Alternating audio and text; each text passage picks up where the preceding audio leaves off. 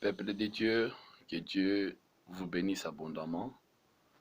Je suis tellement content aujourd'hui, ce matin, de se retrouver encore devant cette caméra.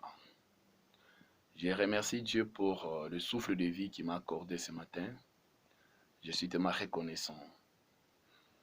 C'est une grâce. Se lever le matin, c'est une grâce. Nous devons savoir que se lever le matin, c'est une grâce. La Bible dit que la grâce est grâce lorsque la personne reconnaît que c'est la grâce.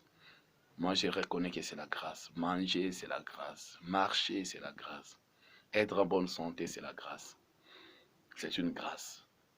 Aujourd'hui, peuple de Dieu, je voudrais expliquer, parler concernant un petit sujet.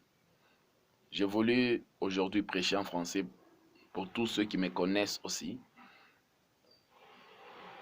qui puissent aussi écouter les messages en français. Ces derniers temps ici, je prêchais seulement en anglais. J'aimerais aujourd'hui que je puisse prêcher en français.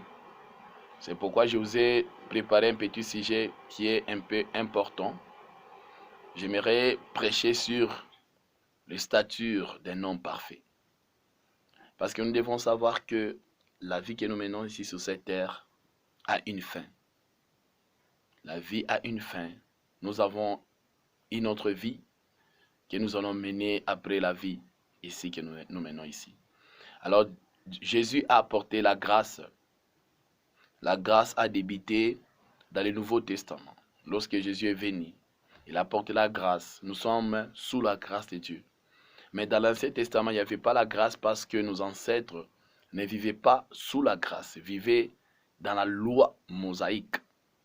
La Bible dit que lorsque nos ancêtres péchaient, ils achetaient les animaux et puis on égorgeait les animaux. Le sang versé, ça faisait l'expiation du péché. Mais le sang des animaux n'avait pas la capacité d'ôter le péché. C'est une grâce que nous vivons. Nous devons reconnaître cela. Nous devons savoir qu'après cette vie que nous menons, il y a une autre vie. Après cette vie, il y a une autre vie. Nous devons savoir cela. Où passeras-tu ton éternité? La vie est là. Il faut suivre Dieu. Il faut suivre le principe de Dieu. Il faut respecter ce que la Bible dit. Vous devez savoir que l'Église, c'est l'épouse de Jésus-Christ. C'est l'épouse de Jésus-Christ. Nous sommes l'épouse de Jésus-Christ. Parce que la personne est composée de trois choses. Nous devons savoir cela. La personne est composée de trois choses. Il y a le corps, il y a l'esprit, il y a l'âme. Vous devez savoir que ce corps ici, il est périssable. Ce corps ici va périr.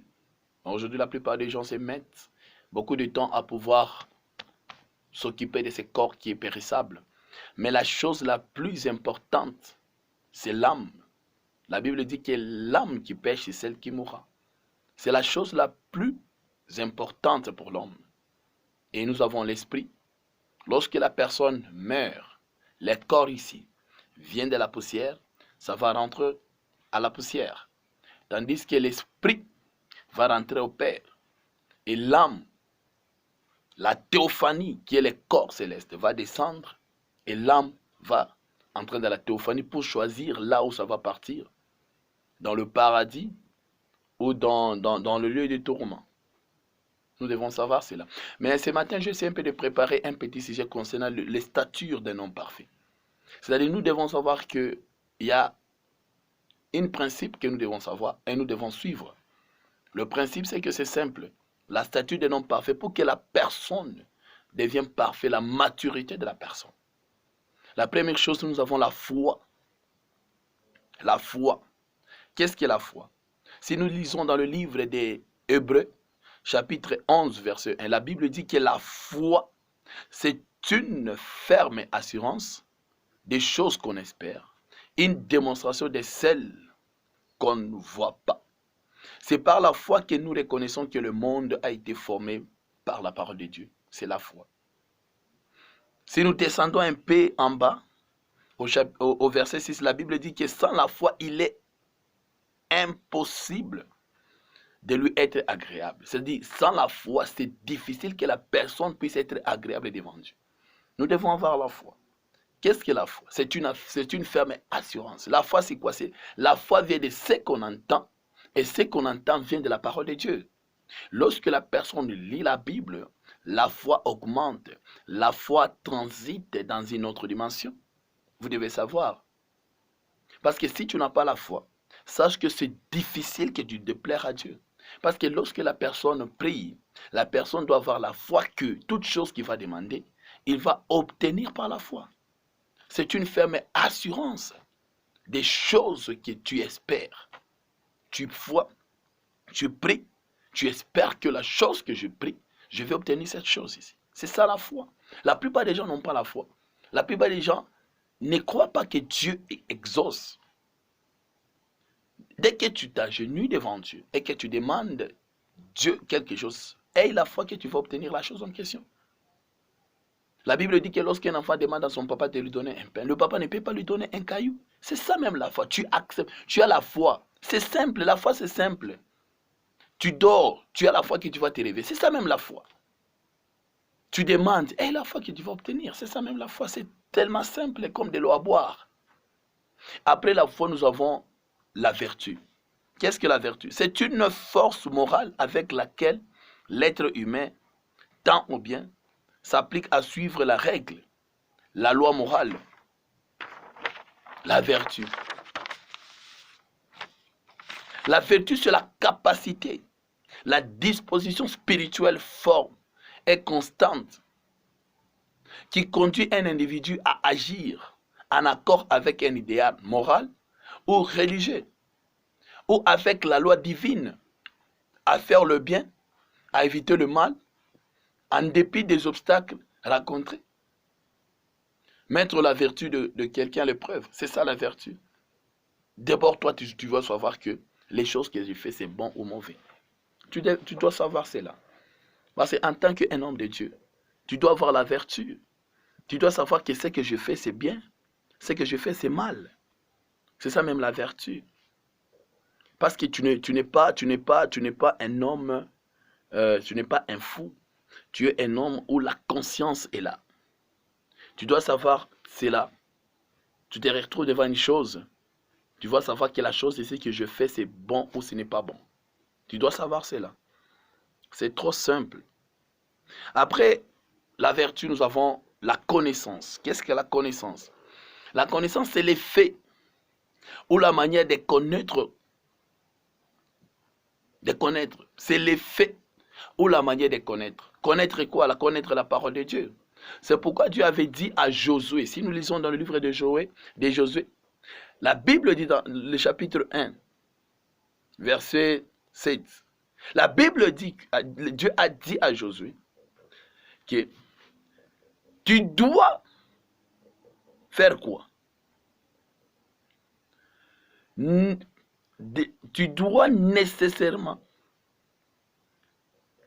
de pouvoir méditer à la parole de Dieu. Que cette parole ne s'éloigne point de ta bouche, médite-les jour et nuit pour agir fidèlement selon tout ce qui est écrit. Car c'est alors que tu auras du succès dans les entreprises. C'est alors que tu réussiras. C'est ça même la connaissance de la parole de Dieu. Ce n'est pas la connaissance des choses de ce monde. Les choses de ce monde vont périr. Jésus est en train de parler concernant la connaissance. La connaissance de la parole de Dieu. Lorsque tu te focalises à prier, à lire la Bible, tu accueilles la connaissance. Et sache que dès que tu acquiers cette connaissance, tu vas persévérer. Tu vas réussir dans tes entreprises. Tu vas recevoir la connaissance. La connaissance de la parole de Dieu. Aujourd'hui, la plupart des gens ne parviennent pas à prendre le temps de lire la Bible pour avoir la connaissance. Parce que je vous ai dit que l'âme est nourrie par la parole de Dieu. L'âme n'est pas nourrie par la nourriture. Ce que nous mangeons. Ce que nous mangeons, c'est pour nourrir le corps qui est périssable. Mais l'âme est nourrie par la parole de Dieu. Tu dois prendre le temps de lire la Bible pour nourrir l'âme. In English, I call it the inner man. The inner man. L'âme. Aujourd'hui, la plupart des gens se mettent beaucoup de temps à lire des livres qui sont périssables, de prendre le temps sur Facebook, YouTube et Twitter, toutes ces choses-là. Quelqu'un, même pas pour lire la Bible, il va passer tout le temps, toute la journée sur Facebook. Quoi? Rien du tout. Même prendre la Bible pour lire, c'est compliqué. Mais tu veux aller au ciel. La Bible dit que si vous aimez plus le monde, l'amour de Dieu n'est pas en vous. Si tu aimes plus le monde, l'amour de Dieu n'est pas en vous. Il faut se priver, chercher Dieu aussi. Chercher Dieu aussi longtemps que tu es vivant. Lorsque tu vas mourir, où passeras-tu ton éternité? Est-ce que tu iras en enfer comme l'homme riche? Après la connaissance, il y a la tempérance. Qu'est-ce que la tempérance? La tempérance, c'est une vertu morale qui modère l'entrée du plaisir et procure l'équilibre dans l'usage de biens créés. Elle assure la maîtrise de la volonté sur les instincts et maintient le désir dans le limite de l'honnêteté. C'est ça la tempérance. La personne tempérance oriente vers le bien et appétit sensible, garde une saine direction, ne se laisse pas entraîner pour suivre les passions de ton corps. C'est ça la tempérance, quelqu'un qui est tempérante. Il faut pas être brutal. Tu dois savoir comment te comporter. Tu dois être tempérant. La Bible dit que dans l'Ancien Testament, la tempérance, c'est lié. C'est disait qu'il ne te laisse pas aller à tes convoitises, réprime des appétits. Dans le Nouveau Testament, elle est appelée modération, sobriété. Nous devons vivre avec modération, justice, piété dans le monde présent. C'est ça même la tempérance. Je vous ai parlé de 7 choses. Après la tempérance, nous avons la patience. Qu'est-ce que la patience? C'est un courage pour supporter.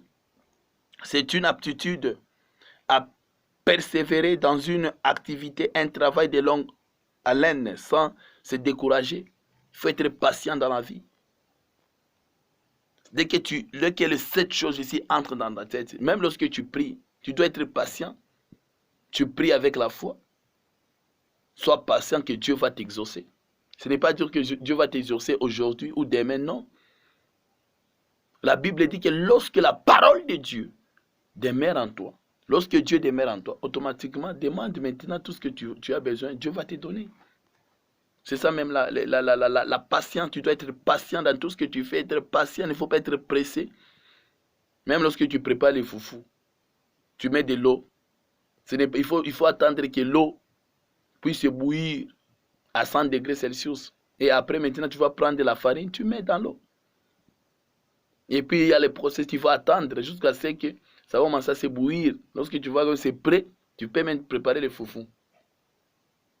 C'est ça même la patience. Tu dois être patient dans toutes choses. Après la patience, nous avons la piété. Qu'est-ce que la piété? C'est un attachement fervent. C'est un attachement fervent au devoir et aux pratiques de la religion. Un attachement fait de tendresse et de respect. Tu es la piété, tu t'attaches à la religion, tu t'attaches à Dieu. Tu es pied, un homme pied. Un homme pied. Un homme pied. Après, nous avons l'amour fraternel. L'amour. Aujourd'hui, la plupart des gens n'ont pas l'amour. L'amour ici, que nous parlons, l'amour. L'amour, c'est tellement plus important dans la vie d'un chrétien. L'amour. Nous, des chrétiens, nous devons avoir l'amour. Aimez-nous les uns ainsi que les autres. La Bible dit que dans l'Ancien Testament, Dieu a donné à Moïse la loi mosaïque. Il a donné les 10 commandements. Vous connaissez bien les 10 commandements. Aimez ton prochain, ne tuez pas, ne volez pas. Obéis à ton père. Il y a les 10 commandements. Il ne faut pas parler des choses mauvaises contre ton frère. Les 10 commandements. Mais la Bible dit que lorsque Jésus est venu, il a porté la grâce.